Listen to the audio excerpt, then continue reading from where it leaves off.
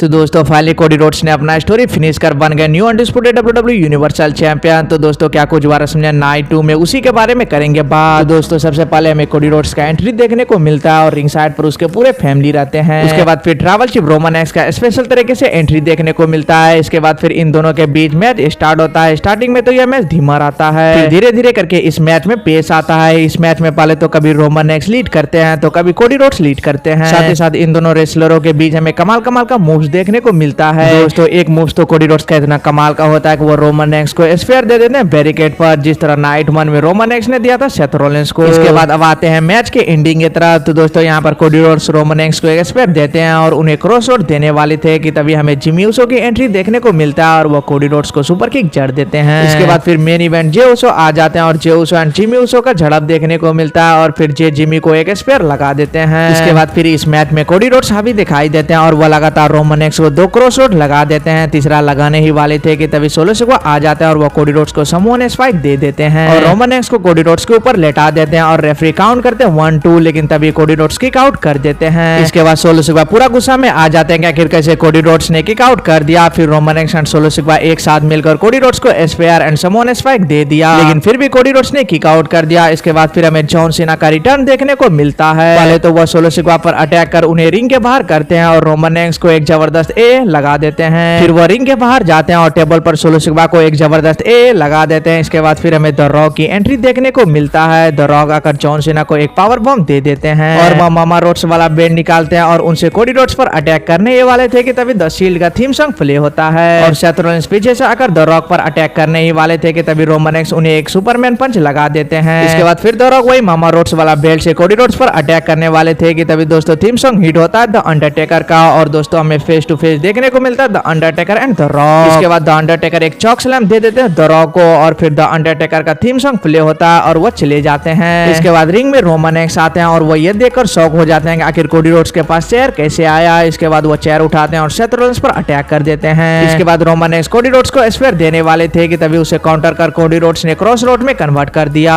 और Roman x को 4-4 cross road दे दिया और पिन कर रोमन एक्स के हिस्टोरिकल टाइटल रन का अंत कर बन गए new undisputed WWE universal champion. और आखिरकार दोस्तों कोडी रोड्स ने अपना स्टोरी को फिनिश कर दिया और अपना ड्रीम पूरा कर लिया। इसके बाद दोस्तों रिंग में हमें कोडी रोड्स का फैमिली देखने को मिलते हैं, ट्रिपल एच देखने को मिलते हैं, केविन ओवेंस देखने को मिलते हैं, सैमी जान देखने को मिलते हैं, जे ऊसो देखने को मिलते हैं, रैंडी ऑर्टन देखने को मिलते हैं, एलन नाइट देखने को मिलते हैं और बाकी भी रेसलर रहते हैं। इसके अलावा और भी हमें मैचेस देखने को मिलते हैं नाइट 2 में, जहां पर street profit and Bobby Lashley हरा देते थे फाइनल टेस्टामेंट को, एलन नाइट हरा देते हैं एजे स्टाइल को, ड्रू मैकिंटायर सेथ रोलिंस को हराकर बन जाते हैं new world heavyweight champion, but Damien priest money in the bank को कैश इन कर बन जाते हैं न्यू वर्ल्ड हेवीवेट चैंपियन और वही लोगन पॉल रिटेन कर लेते हैं अपनी यूनाइटेड स्टेट चैंपियनशिप। इसके बाद बेली बन जाती है न्यू वुमेन्स चैंपियन। तो दोस्तों इस वीडियो में इतना ही, तो चलिए मिलते हैं नेक्स्ट वीडियो में।